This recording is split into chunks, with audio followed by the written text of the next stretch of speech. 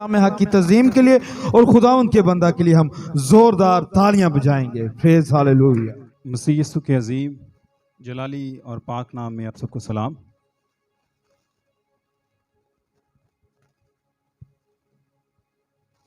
सब बोलेंगे हालेलुया।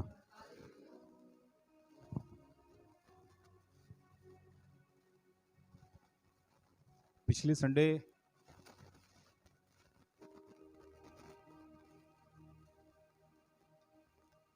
सरमन था, किस चीज पे था?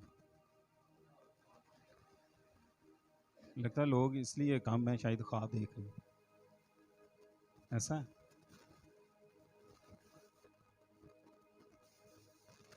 ख्वाब देखना अच्छी बात है, लेकिन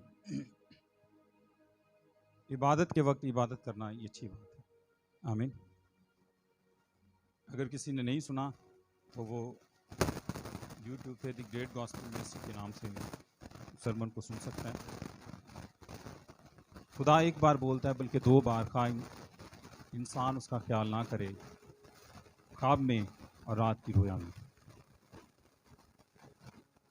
हम अपनी घड़ी को देखते हैं और उठते हैं, काम की तैयारी करते हैं, घड़ी को देखते हैं, चर्च के लिए तैयार होते हैं,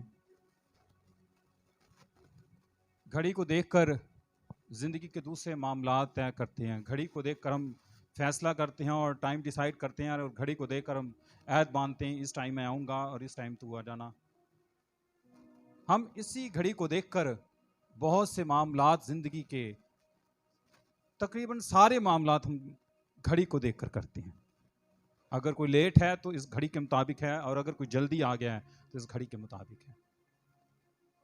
लेकिन अगर हमने खुदा की घड़ी या खुदा के टाइम को देखना है, उसके लिए हमें इस्राएल को देखना पड़ेगा। अगर हमने खुदा की घड़ी को या खुदा के वक्त को देखना है तो उसके लिए लाजम है कि हम क्या करें? इस्राएल को देखें। किसको देखें? साहब बोलेंगे हालेलुया। इन दिनों बहुत सारा चर्चा हो रहा है, वार तो है इस्राएल की और दीगर मुल्कों की, लेकिन एक कुर्बानी के बारे में जिक्र हो रहा है। जिस कुर्बानी की मैं बात कर रहा हूं वो सुर्ख बछिया की कुर्बानी है जो इस्राएल करने जा रहा है। Red hyper. मैं चाहता हूं हम आज इसके मुतालिक सीखेंगे। मेरे साथ निकालें गिनती की किताब, उसका 19वां बाब।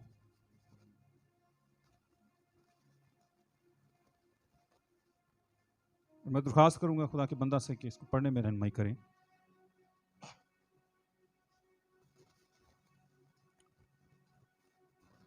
पहली आयत से 13वीं आयत तक।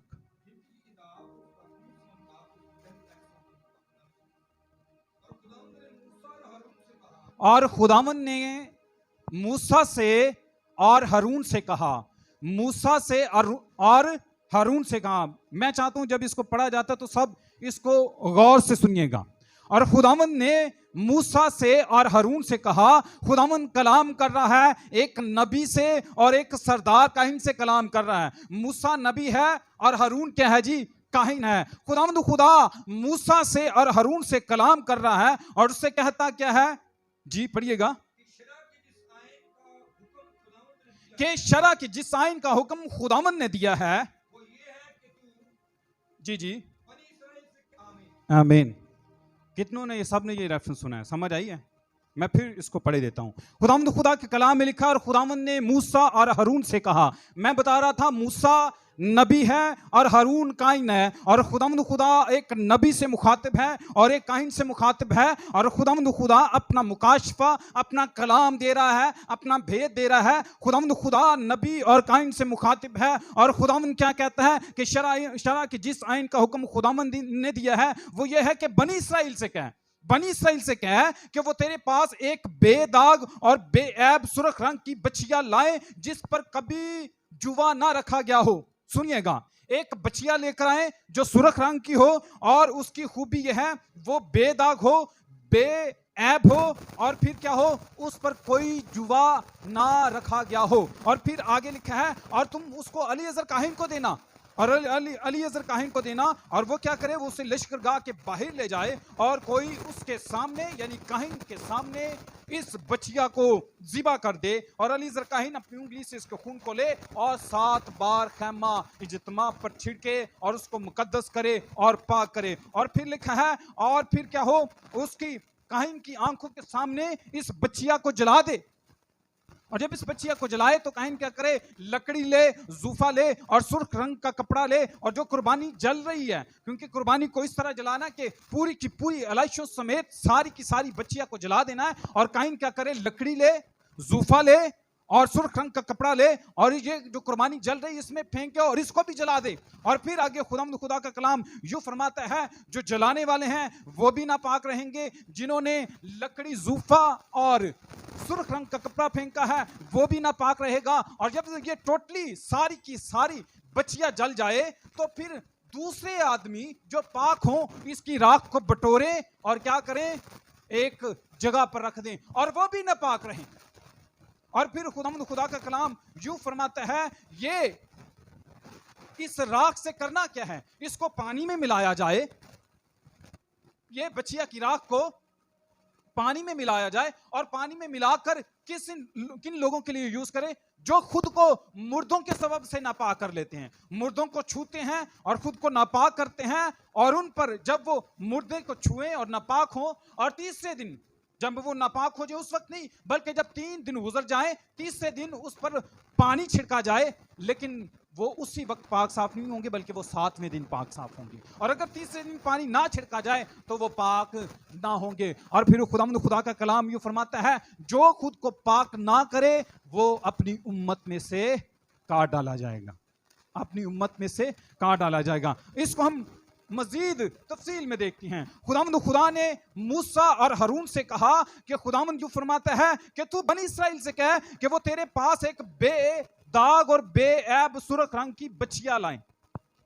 सुर्ख रंग की बचिया, उसमें कोई दाग ना हो, बेदाग हो और बेऐब हो। बेदाग से मुराद उस पर कोई स्पॉट ना हो, वो सारी की सारी सुर्ख हो। ये ना हो कि उस पर इतना हिस्सा उसकी कमर पर या किसी जिस्म का कोई हिस्सा इतना किसी और कलर का हो, सफेद हो या इस तरह का हो, उस पर किसी तरह का कोई दाग ना हो, बल्कि खुदा यूं फरमाता है कि लिखा है कि वो बेऐब हो। ये ना हो उसकी दुम जो है वो टूटी हो, या उसका सींग टूटा हो, या ऐसा ना हो कि उसके खुर जो है वो छेदे हुए हो, या जिस्म के किसी हिस्से पर उसको चोट लगी हो। बेदाग से ये मुराद है, बेऐब हो और क्या हो जी, बेदाग हो, और वो क्या हो जी, सुर्ख रंग की हो। क्या हो, सुर्ख रंग की हो। और फिर लिखा है उस पर कोई जुआ धरा हुआ ना। इन चीजों को आप याद रखें, आगे मैं इनको एक्सप्लेन करूंगा।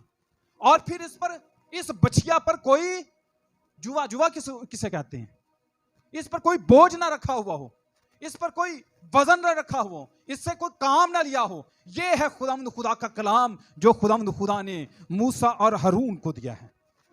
हमने जो गिनती की किताब उसके 19वें बाब में पढ़ रहे हैं, यह शरीयत की किताब है, शरीयत के अंदर यह हुक्म है। लेकिन शरीयत के अलावा जुबानी शरीयत भी खुदा ने मूसा और हारून को, बनी इस्राएल को दी थी, और वो तालमूद की शक्ल में थी। और तालमूद के जो कंपोनेंट्स हैं वो मिशना और गमूरा है, और उसके अंदर इस बचिया बयान की गई है। हमने यहां पर देखा वो बेदाग हो, बेऐब हो, टोटली सुर्ख हो, और उस पर कोई जुआ ना रखा हो। लेकिन जब हम मिशना और गमूरा को देखते हैं तो उसमें यह भी लिखा हुआ है कि वो प्रेग्नेंट ना हो और वो दूध ना पिलाती हो। और फिर यह भी लिखा है कि वो सींग मारने वाली ना हो, वो सींग मारने वाली ना हो। और फिर उसकी एज का, उम्र का भी तयन किया गया है कि उसकी एज है 2 से 4 साल के दरमियान हो। बल्कि एक और बड़ी खास बात उसमें यह लिखी हुई है कि जो हाइफर है, रेड हाइफर, जिसको कुर्बान करना है, सुर्ख रंग की जो बचिया है, वो बचिया ऐसी हो कि उसके पेरेंट्स भी ऐसे हों, उन पर वो भी बेदाग हो।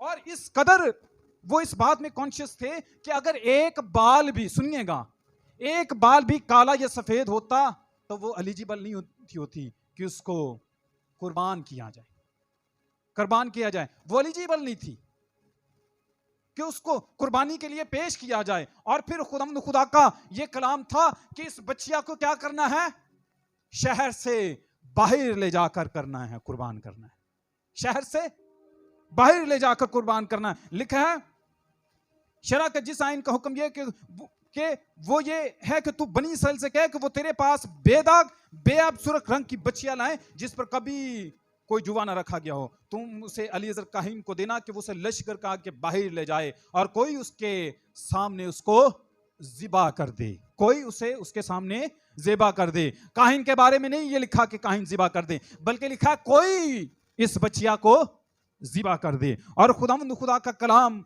यूं फरमाता है कि अब तक जो है मिशना के मुताबिक, यहूदी जो है तालमूद के मुताबिक 9 बच्चियां अब तक ज़िबा हो चुकी हैं। मूसा नबी के दौर से अब तक कितनी बच्चियां ज़िबा हो चुकी हैं जी? कितनी हो चुकी हैं? 9। सुनिएगा, मेरे साथ रहिएगा। कितनी बच्चियां ज़िबा हो चुकी हैं? 9 कुर्बानियां। गो क्यों इसराइल ने सैकड़ों कुर्बानियां दी, लेकिन ये कुर्बानी जो थी ये यूनिक कुर्बानी थी और अब तक 9 कुर्बानियां कर चुके हैं। पहली कुर्बानी तो हम जानते हैं कि मूसा और हारून की सुपरविजन में अलीअज़र काइन ने गुजरानी, दूसरी कुर्बानी अजरा ने गुजरानी, तीसरी और चौथी कुर्बानी जो है शमून ने 2 कुर्बानियां गुजरानी, रेड हाइफर्स जो है 2 गुजरानी। टोटल कितनी होगी? 4। एक मूसा के दौर में, एक अलीअज़र के दौर में और 2 जो है शमून के दौर में। और आगे जो है 5वीं और 6ठी जो कुर्बानी है यूकानन के दौर में जो सरदार काहिन था उसने गुजरानी। कितनी कुर्बानी होगी जी? 6। और 7वीं कुर्बानी जो है प्रॉफिट इलाजा एलिया ने कुर्बानी गुजरानी। 7वीं कुर्बानी एलिया ने गुजरानी और 8वीं कुर्बानी जो है मिस्री हिनामल जो है उसने गुजरानी। और 9वीं जो कुर्बानी है 15वीं 16वीं एडी में गुजरानी गई जो कि यशमेल ने गुजरानी। और उसके बाद जो है कुर्बानी का जो सिलसिला है वो खत्म हो गया। कुर्बानी गुजराने के लिए ये लाजमी है कि रेड हाइफर हो, एक ऐसी बच्चिया हो जो इस क्राइटेरिया पर पूरी उतरती हो जो खुदावंद खुदा ने दी है। क्योंकि खुदावंद ने कुर्बानियों का सिलसिला मुनक़ता कर दिया है। अब जो आखिरी कुर्बानी है वो 10वीं कुर्बानी होगी। मिशना के मुताबिक ये जो 10वीं कुर्बानी होगी ये आखिरी कुर्बानी होगी और इसके बाद जो मिसाया जो है खुदावंद यीशु मसीह आ जाएगा। लेकिन इस कुर्बानी का मकसद क्या है, क्यों की जाती है? बाइबल मुकद्दस में लिखा है जब कुर्बानी की जाए तो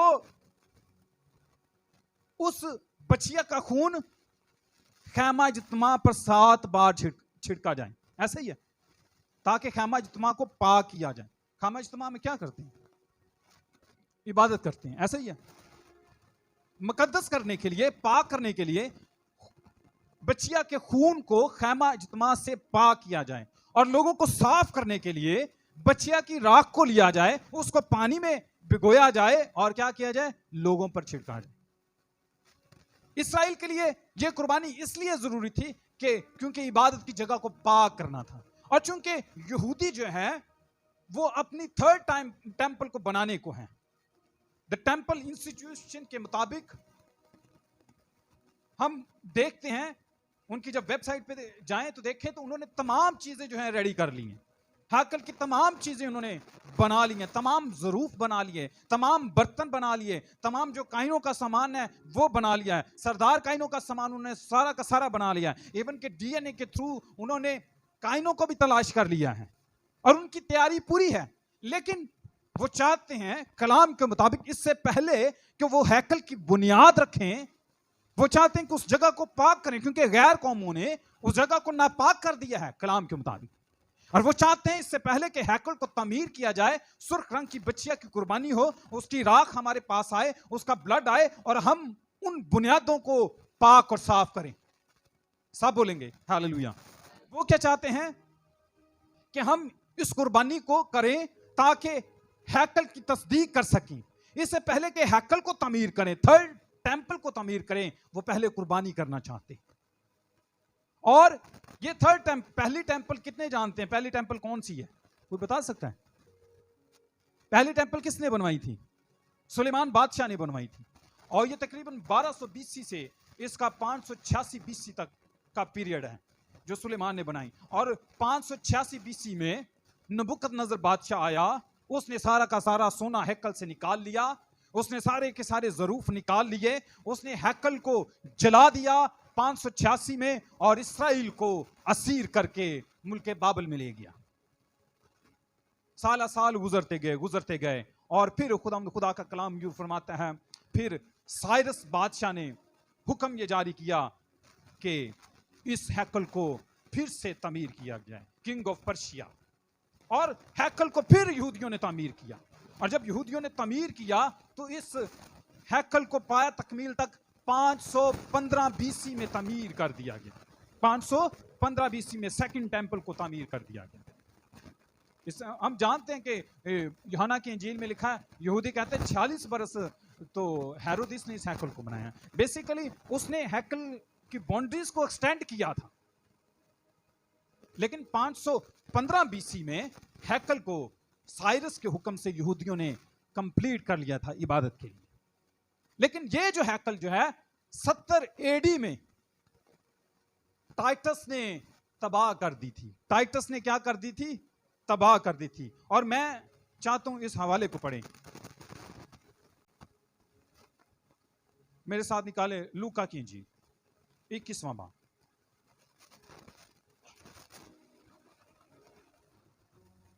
खुदावंद यीशु मसीह प्रोफेटिक वर्ड्स बोलते हैं अपने शागिर्दों से।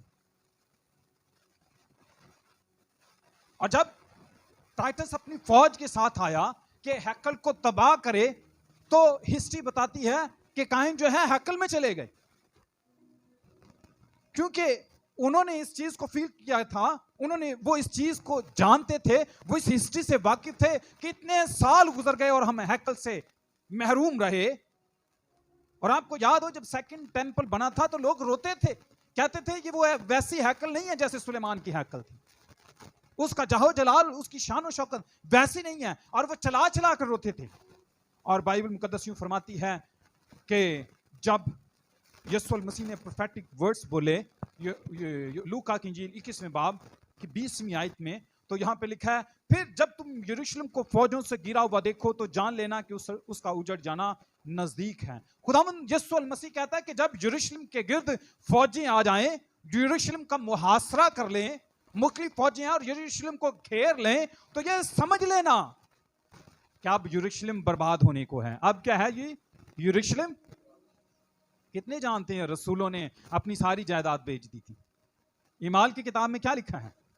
रसूलों ने, मुकद्दसों ने, मसीहों ने अपनी सारी जायदाद बेची, क्योंकि उनको पता था कि खुदावंद ने यह कहा है यरूशलेम की बर्बादी होगी। और वो जानते थे और वो कहते थे कि जल्दी से जमीनों को बेचो, अपनी जायदादों को बेचो, क्योंकि ये सारी की सारी गैर कौमों के हवाले की जाएगी। ये गैर कौमें यहां पर साला साल काबिज होंगी। हमने अपनी जायदाद को बेचना है और बेचकर जो पैसे आने हैं इनसे हमने मुनादी करनी है।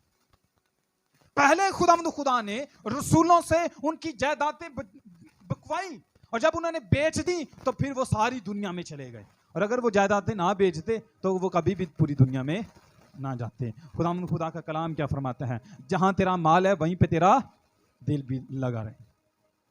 जहां पर तेरा माल है वहां पर तेरा दिल। अब खुदा के कलाम के लिए जो कुछ आप कर सकते हैं उसको कीजिएगा। आमीन।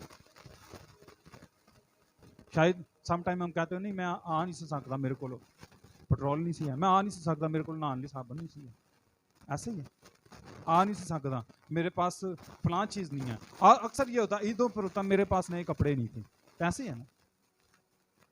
लेकिन खुदा का कलाम यूं फरमाता है रसूलों ने सब कुछ बेच दिया, क्योंकि वो जानते थे यरूशलेम जो है फौजों से घिरने वाला है। आमीन। यरूशलेम पर कौमें चढ़ाई करने वाली हैं। और खुदा का कलाम यूं फरमाता है, फिर जब तुम यरूशलेम को फौजों से घिरा हुआ देखो तो जान लेना कि उसका उजड़ जाना नज़दीक है। उस वक्त जो यहूदिया में हो पहाड़ों पर भाग जाएं, और जो यरूशलेम के अंदर हो बाहर निकल जाएं, और जो देहात में हो शहर में ना जाएं, क्योंकि शहर की बर्बादी होने को है।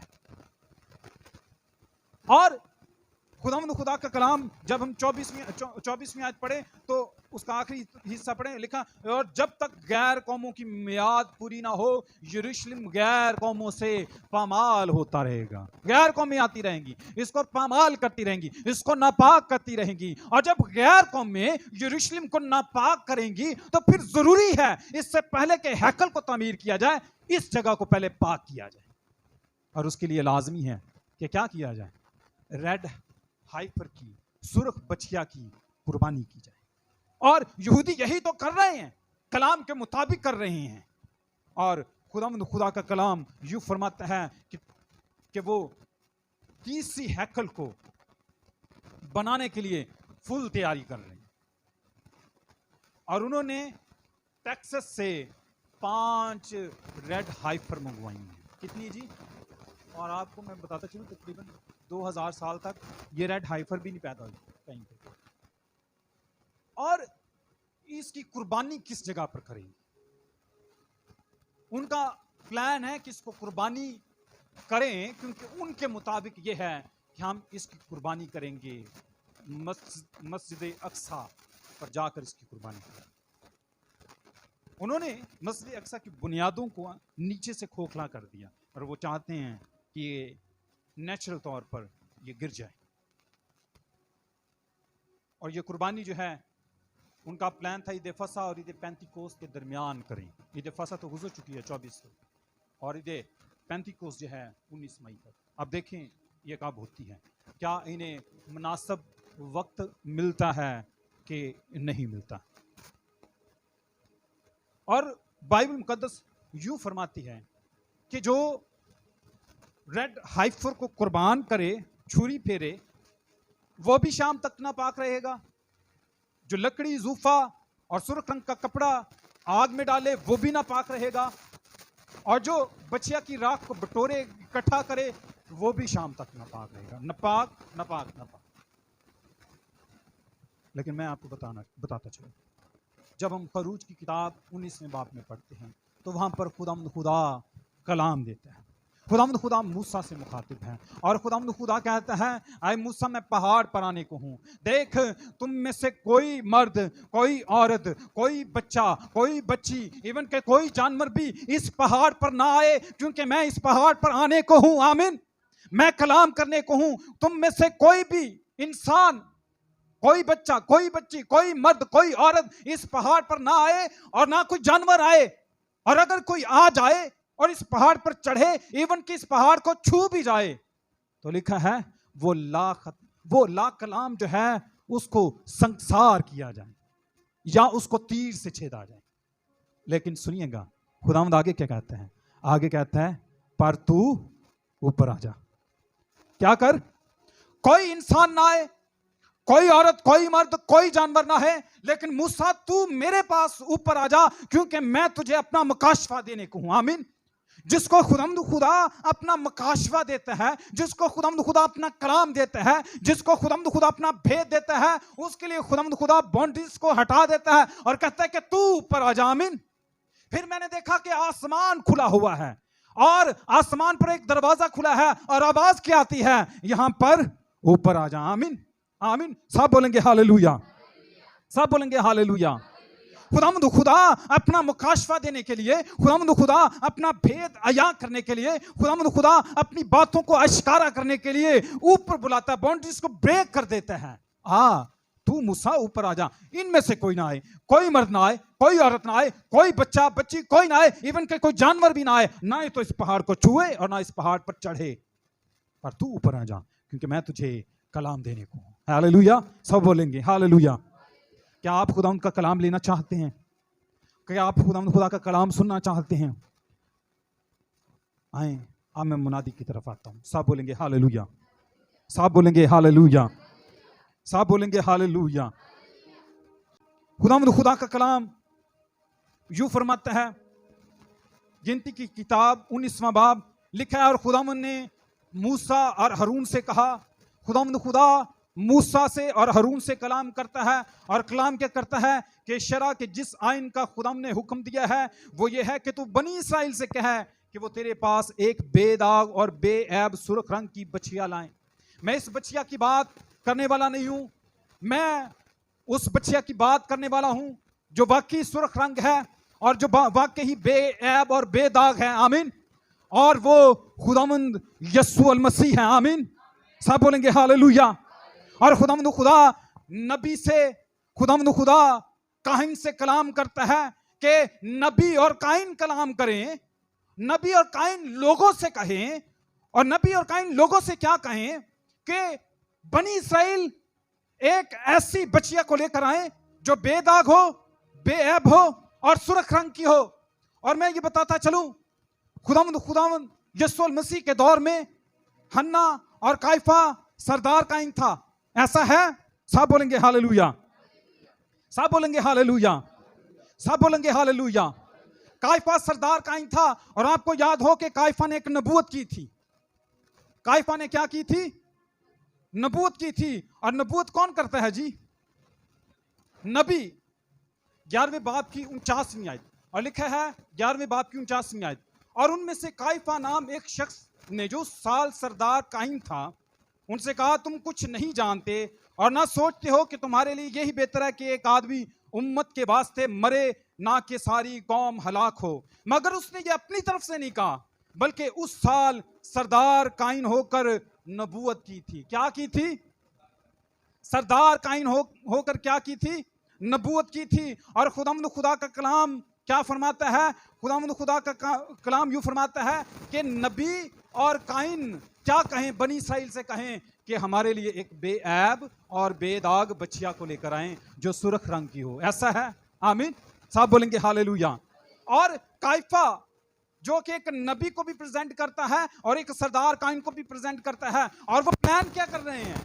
और वो प्लान ये कर रहे हैं कि यस्सु अल मसीह को लेकर आए। यस्सु अल मसीह को क्या करें जी? लेकर आए। और बाइबल मुकद्दस यूं फरमाती है कि वो ये प्लानिंग कर रहे हैं कि यस्सु अल मसीह को लेकर आए, और ये जाते हैं ताकि यस्सु अल मसीह को पकड़ें। लिखा है लोग जाएं।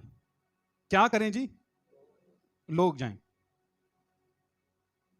शरअ की जिस साइन का हुक्म यह है वो यह है कि तू बनी इस्राएल से कह कि वो तेरे पास एक बेदाग और बेऐब सुर्ख रंग की बच्चिया लेकर आए। और खुदावंद खुदा का कलाम यूं फरमाता है, जब हम मत्ती की इंजील 26वें बाब की 57 आयत पढ़े तो वहां पे लिखा है कि यस्सु को पकड़कर सबसे पहले किसके पास लेकर आए थे? सरदार काइन काइफा के पास लेकर आए थे। कौन लेकर आए थे? आम लोग लेकर आए थे। बाइबल मुकद्दस में लिखा है ये नबी के भेजे हुए थे, ये सरदार काइन के भेजे हुए थे। और आपको याद हो बागे गेत्समनी में जब यीशु को पकड़ने के लिए आए तो पतरस ने एक नौकर का कान उड़ा दिया था, वो काइफा का नौकर था। और काइफा के भेजे हुए थे, आम लोग थे, सिपाही थे, और यीशु को पकड़कर ले आए। और शरअ ये थी कि ये बेदाग हो और बेऐब होना चाहिए, और वो सुर्ख रंग का होना चाहिए। क्या होना चाहिए? सुर्ख रंग। सिपाही जाते हैं और कहते हैं, ये प्लानिंग, इससे पहले भी सिपाही जाते हैं, कहते हैं हम गए थे उसको पकड़ने के लिए, और जब वो खाली हाथ आ जाते हैं कहते हैं आदमी ने ऐसा काम ही नहीं किया। सिपाही जाते हैं खाली हाथ ले आते हैं। हन्ना और काइफा अपने अपने घरों में, दरबारों में बैठकर झूठे गवाह पैदा करना चाहते हैं, लेकिन नहीं कर सकते क्योंकि जो बच्चिया सामने है वो बेदाग भी है और बेऐब है। फिर यही नहीं बल्कि पिलातूस उसको देखता है, उसको एग्जामिन करता है, कहता है ये बेदाग है, इसे क्या करो? हेरोदिस के पास भेज दो। हेरोदिस देखते हैं, वो भी कहता है ये बेगुनाह है, उसको फिर पिलातूस के पास भेज देते हैं। और हाकिम क्या करता है? अपने हाथ धो लेता है, कहता है मैं इस बेगुनाह से बरी हूं, ये बेगुनाह है। आमीन। लेकिन काइन चाहता है कि इसको जो बेदाग और बेऐब है, गो के बेदाग और बेऐब है, इसको कुर्बान करना ही है। इसको क्या करना है? कुर्बान करना है। और यीशु मसीह ने यूहन्ना की इंजील 8वें बाब की 46वीं आयत में लिखा है, तुम में कौन है जो मुझ पर गुनाह साबित कर सकता है? आमीन। सब बोलेंगे हालेलुया। ये जो सुर्ख रंग की बच्चिया है जिसके मुतल्लिक लिखा है कि वो बेदाग और बेऐब है, इसको सिपाही एग्जामिन करते हैं, ये बेदाग है। इसको काइफा और हन्ना एग्जामिन करते हैं, बेदाग है, बेऐब है। इसको हेरोदिस पिलातूस देखता है, बेदाग और बेऐब इसको गर्दानता है, क्योंकि ये वाकई सुर्ख रंग की बच्चियां है जो बेदाग है। और फिर खुदा का कलाम यूं फरमाता है, लोग इस पर इल्जाम लगाते हैं, कहते हैं ये आदमी होकर खुद को क्या करता है, खुदा बनाता है। ऐसा ही है, ये आदमी होकर खुद को खुदा बनाता है, लेकिन बात ये है, मुकाशफा ये नहीं है ये आदमी होकर खुद को खुदा बनाता है। मुकाशफा ये है कि खुदा आदमी की सूरत में आया है। आमीन। साहब बोलेंगे हालेलुया, साहब बोलेंगे हालेलुया। और जब खुदा आदमी की सूरत में आया है, खुदा मुजस्सम होकर आया है, और खुदा के बारे में लिखा है खुदा पाक है और उसमें जरा भी तारीकी नहीं है। आमीन, जरा भी तारीकी नहीं है। जिस तरह उस वक्त जब सुर्ख रंग की बच्चिया को देखते और एक बाल भी उसका काला या सफेद होता, वो उसको नहल करार देते थे, तो खुदा में कैसे हो सकता है कि उसमें जरा भी तारीकी हो। आमीन। ये सुर्ख रंग की बच्चिया ऐसे ही है। वो तो जस्ट एक एग्जाम्पल थी, वो तो जस्ट एक अक्स था, हकीकत तो ये है। आमीन।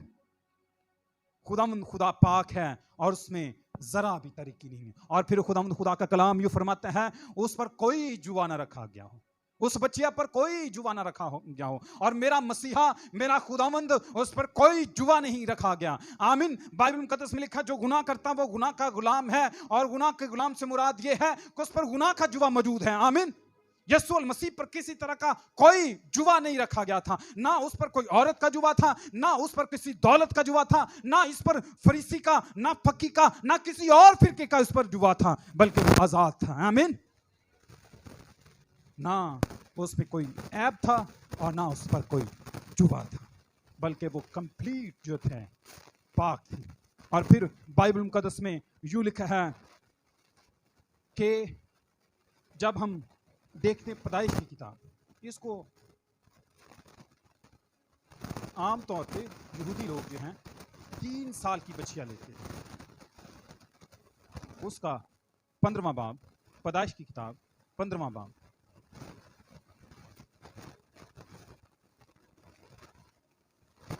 उसकी 9वीं आयत, उसने उससे कहा कि मेरे लिए 3 बरस की एक बच्चिया और 3 बरस की एक बकरी और 3 बरस का एक मेंढा और एक कुमरी और कबूतर का बच्चा।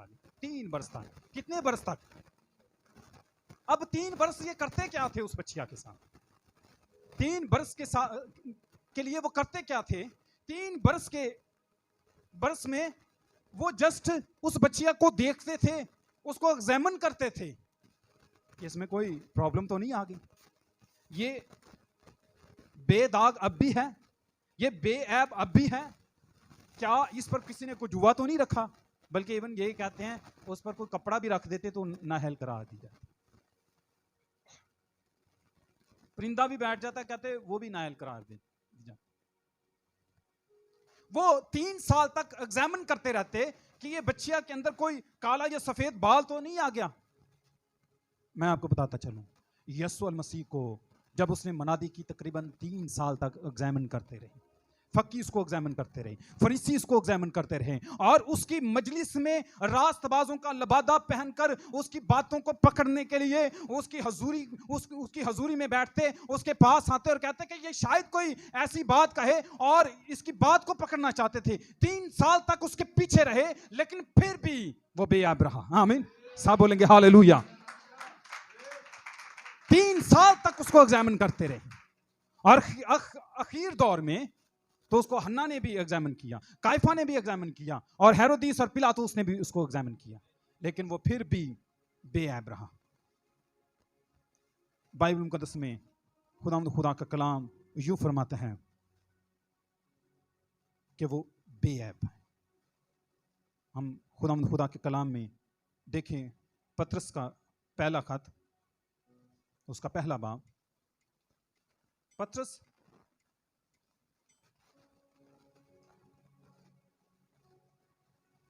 पहला बाब, उसकी 18वीं आयत, लिखा है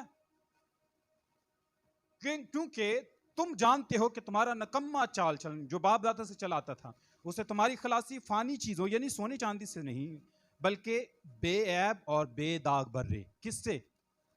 बेऐब यीशु मसीह। बच्चिया कौन सी चाहिए? बेऐब और बेदाग हो। और यीशु के मुतालिक भी क्या लिखा गया? बेऐब और बेदाग। साहब बोलेंगे हालेलुया। और फिर बाइबल मुकद्दस में लिखा है कि वो सुर्ख रंग की बछिया हो। कौन सी हो जी? सुर्ख रंग कैसा होता है? ऐसा, ये मिलता जुलता है। सुर्ख रंग कैसा होता है जी? सुर्ख रंग लाल है, कहते हैं सुर्ख रंग लाल होता है। खून का रंग कैसा होता है जी? लाल होता है। कफारा किससे दिया जाता है? खून से दिया जाता है। आमीन। और खुदा इंडायरेक्ट क्या कह रहे हैं कि सुर्ख रंग की बच्चिया हो, क्योंकि सुर्ख रंग खून को जाहिर करता है और खून से कफारा दिया जाता है, और यीशु अल मसीह मेरे और आपके अब्दी कफारे के लिए है। आमीन। और यीशु अल मसीह के मुतालिक क्या लिखा है? मेरे साथ निकाले मुकाशफा की किताब 19वां बाब। अगर बच्चिया लाल है तो यीशु अल मसीह के मुतालिक क्या लिखा है जी? 19वां बाब लिखा है 13वीं आयत, और लिखा है और वो खून की छिड़की हुई पोशाक पहने हुए हैं। कौन? यीशु के मुतालिक लिखा है उसकी पोशाक कैसी है जी? और वो खून की छिड़की हुई पोशाक पहने हुए है, और उसका नाम कलाम खुदा है। उसका नाम क्या है जी? कलाम खुदा। बच्चिया कैसी होनी चाहिए जी? सुर्ख। इवन के इतनी सुर्ख होनी चाहिए, कहते हैं उसके खुर भी सुर्ख होने चाहिए। वो खून की छिड़की हुई पोशाक पहने हुए। और ये साया 63 बाब निकाल, उसकी पहली आयत।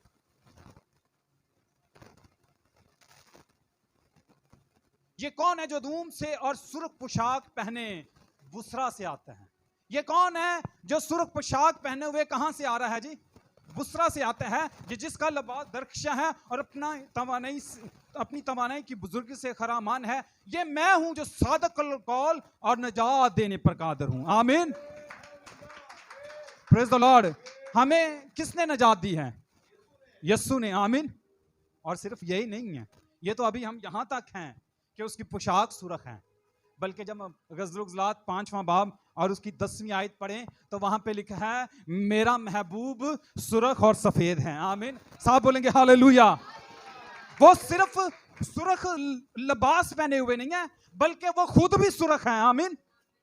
क्योंकि शरा ये कहती है जो कुर्बानी गुजरानता है, जो कुर्बानी गुजरानी जाए वो सुर्ख हो।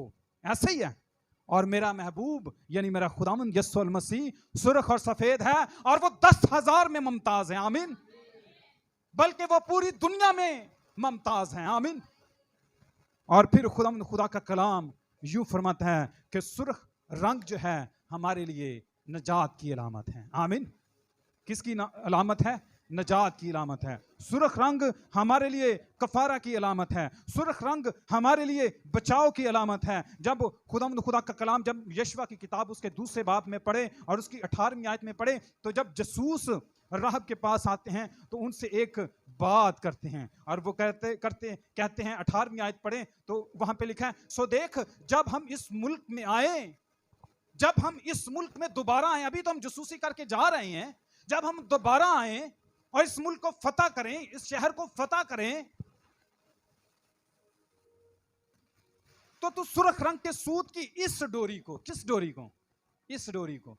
इसका मतलब है जब वो डोरी दी जा रही थी और जो राहब ने बांधी थी, उनको पता था ये कौन सी बांधी है, क्योंकि जसूसों के पास वो डोरी थी। बात समझ रहे हैं? डोरी अपनी अपनी नहीं बांधनी चाहिए, बल्कि वो बांधनी चाहिए जो खुदा दे। आमीन।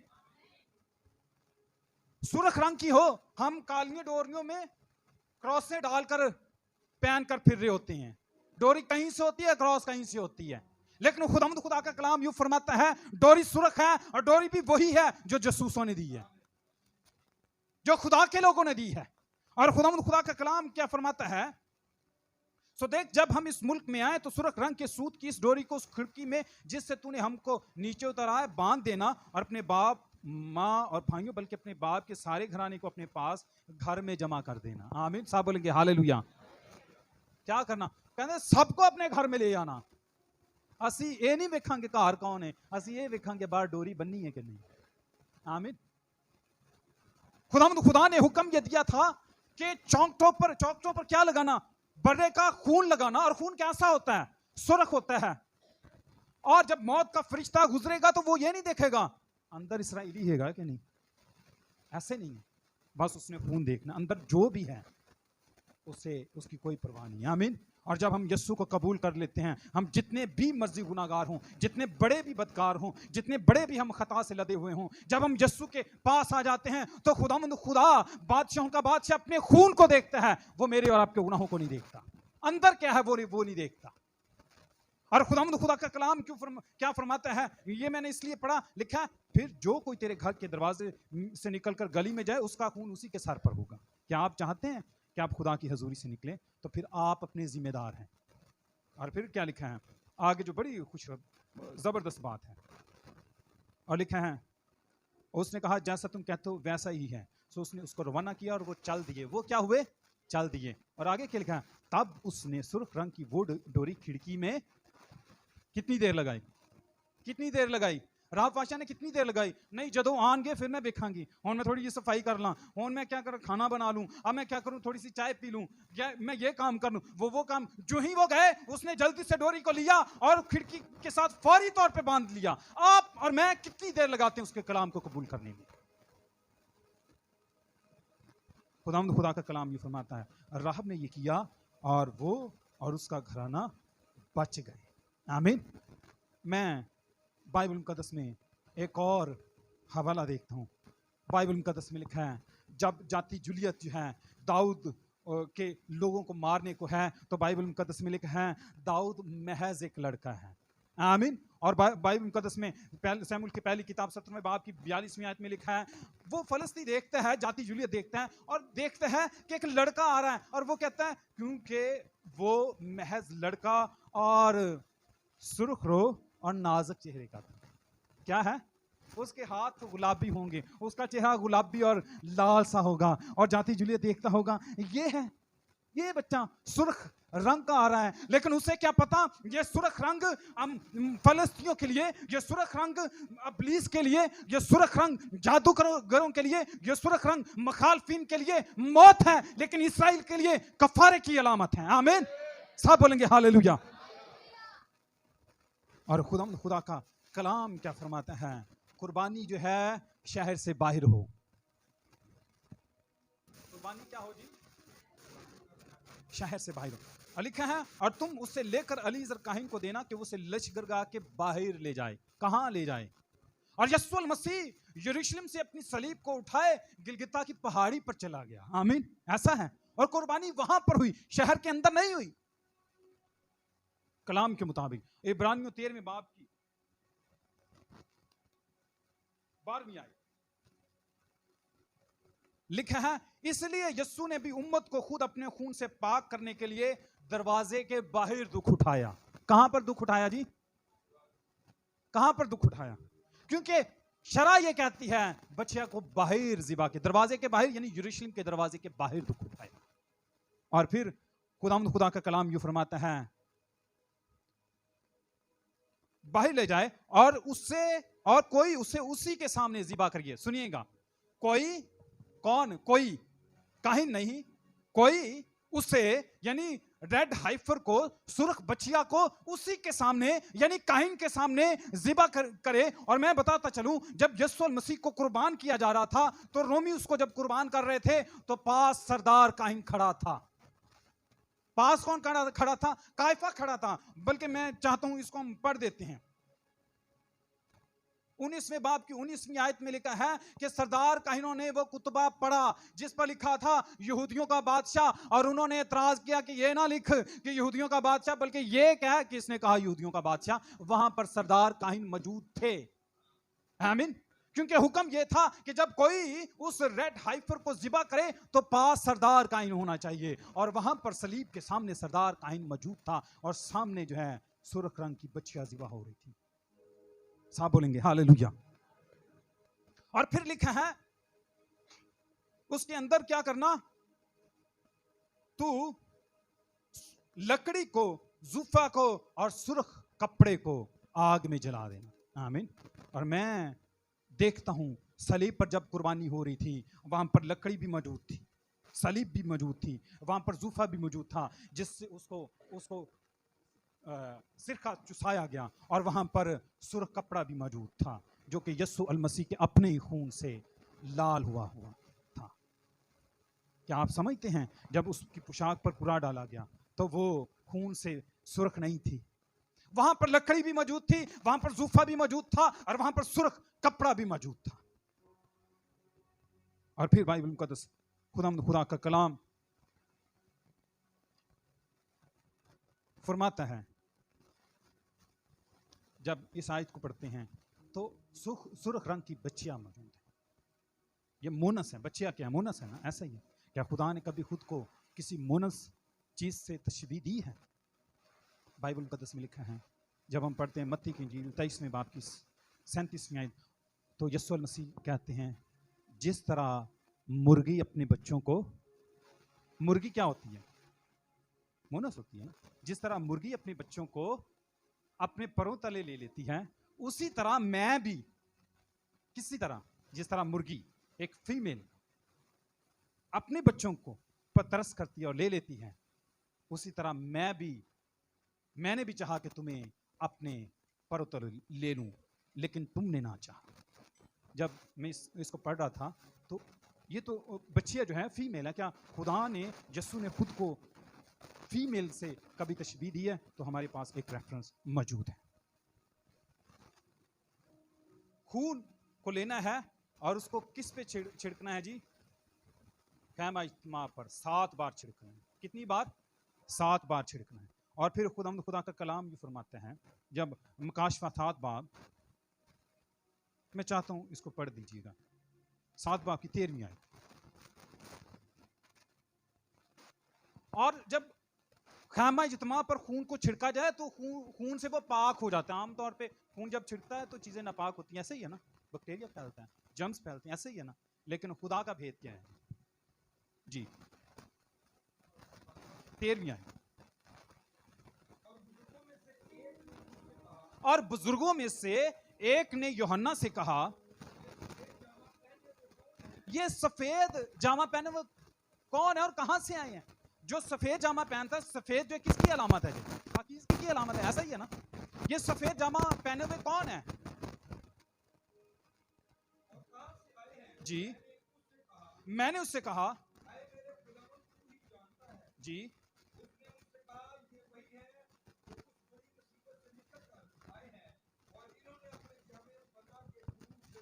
Praise the Lord, hallelujah.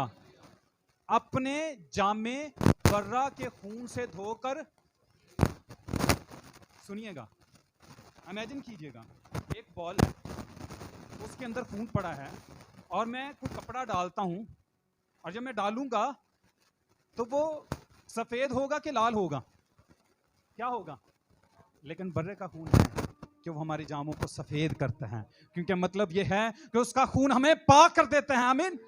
ये भेद था जो खुदा ने मूसा को दिया था कि उस बच्चिया के खून से हैकल को पाक कर दिया जाएगा, और उस हैकल को पाक कर दिया जाएगा, खैमा इज्तिमा को पाक किया जाएगा। और जब खैमा इज्तिमा का दौर गुजर गया, हैकल का दौर आया, और हैकल को पाक करने के लिए खून को इस्तेमाल किया जाता था। और मैं ये बताता चलूं कि मैं और आप खुदा की हैकल हैं। आमीन। अगर मैं और आप किसी वजह से नापाक हैं तो बर्रे का खून हमें पाक कर सकता है। आमीन।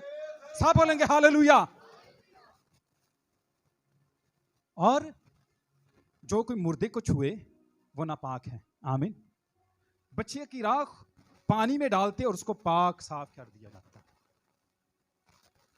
ना सिर्फ हमने मुर्दों को छुआ, बल्कि बाइबल मुकद्दस में लिखा है जो गुनाह करते हैं वो उसके हुजूर में क्या है जी? मरा हुआ के जिंदा है। आमीन। हम किस कदर नापाक हैं। अगर हम चाहते हैं पाक हो जाएं तो बर्रे के लहू से खुद को धो लें। आमीन। क्योंकि यस्सु मसीह हमारे तमाम गुनाहों को अपने खून के वसीला से पाक और साफ करता है। आमीन। हमारे तमाम गुनाहों को, हमारे तमाम तकसीरों को पाक और साफ कर देता है। आमीन। मेरे साथ आखिरी हवाला देखेंगे, इब्रानियों के नाम पौलुस का खत, उसका 9वां बाब और उसकी 13वीं आयत में देखिए। ये जो बच्चिया की कुर्बानी है,